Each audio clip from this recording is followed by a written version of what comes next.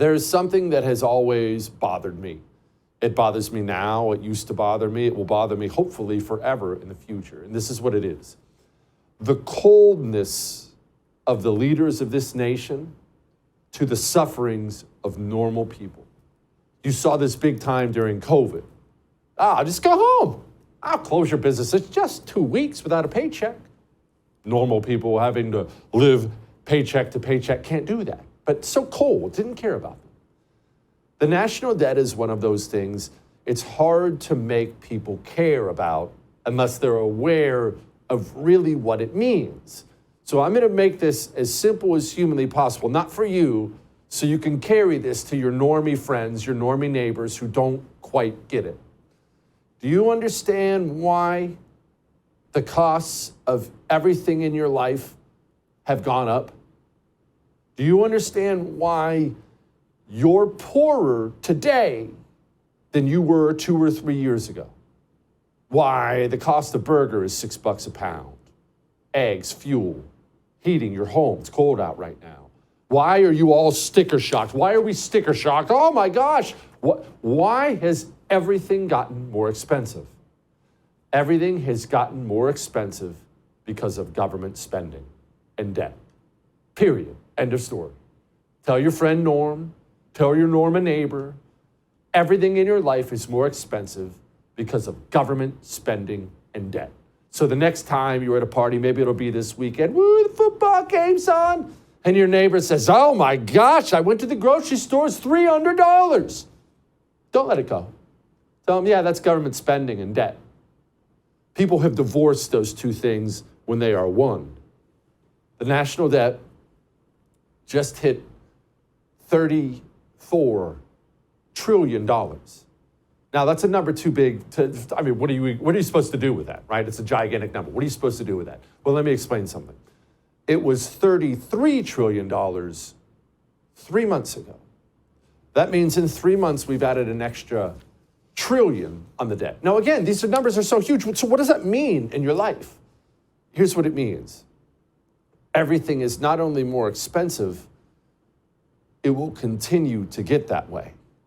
The costs of the things in your life will continue to go up as the national debt goes up. And that's just the bottom line. And these people, Republicans and Democrats alike, they either don't care or they're happy about the fact you're poorer. That's the case with a lot of communists. The Republicans generally don't care. The communists are thrilled about it, but either way, it doesn't matter. Republicans get into office and they sign trillion-dollar bill after trillion-dollar bill, and there go the costs in your life. And then Democrats get into office and they sign trillion-dollar bill after trillion-dollar bill, and then the costs go up in your life. Joe Biden added $740 billion in regulations alone in 2023.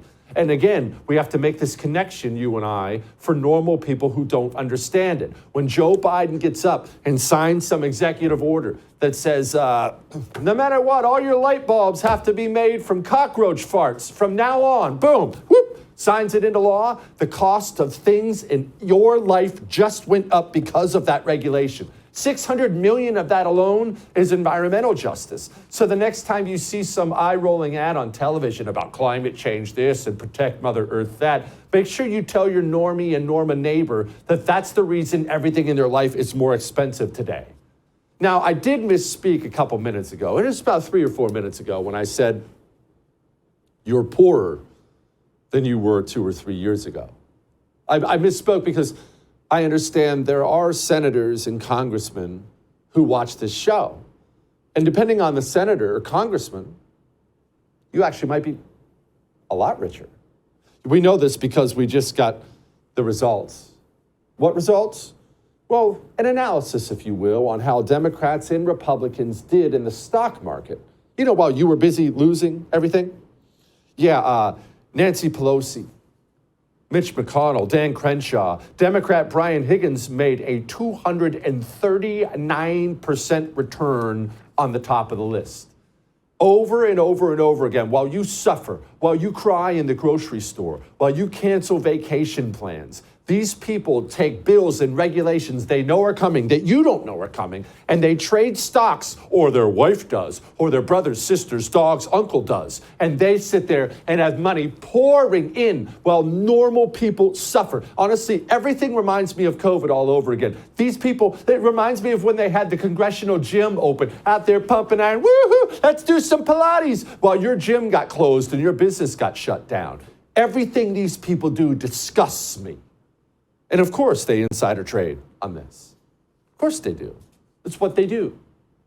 And the amount of suffering taking place that these people don't care about. And I want to specifically focus on Republicans for a moment. Let's talk about the January 6th political prisoners.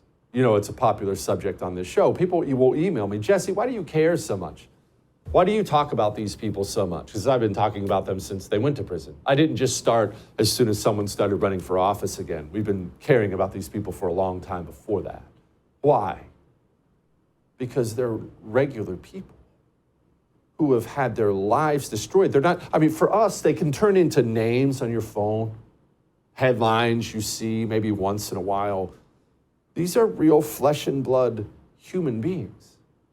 450 of them sentenced to a combined 847 years in prison.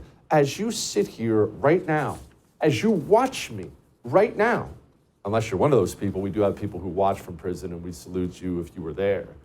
But as you watch me right now, so there's somebody, he's not having dinner with his wife. He's not talking to his kids. Hey, how was school today? Get that math grade up.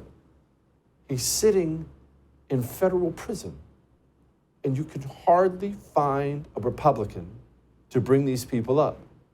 And you know what maybe even makes me more upset? Is that the number of Republicans who have brought these people up since they started running for office again has grown exponentially. But back when these people were suffering and being abused, there were like 5 Republicans in the entire country who even bothered to give them a voice. And now we have this story about Ray Epps, just more corruption right in your face. Ray Epps, you remember Ray Epps. Keep in mind, there are people doing 2+ decades in federal prison who never entered the Capitol grounds. This was Ray Epps on January 6th. We need to go into the Capitol. Into the Capitol. Peacefully. Fed.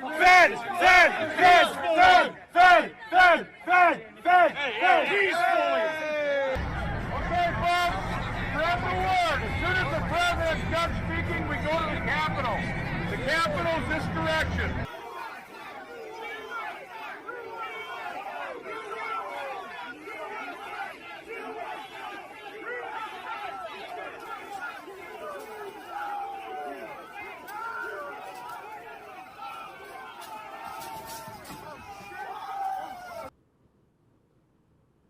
Wasn't charged with anything, even was taken off the FBI's most wanted list. He was given puff pieces in the New York Times about how hard things have been for him. But still, the outcry from the right got louder and louder and louder. And you know what the DOJ is doing now? They're recommending Ray Epps get 6 months in the clink. All this noise, and now they're giving someone who was very clearly involved in some way a little slap on the wrist. And it makes me sick. It makes me sick how normal people suffer under the debt. It makes me sick how normal people suffer in prison in this country and how few of the elites care. None of the Democrats care. 1 or 2 Republicans care.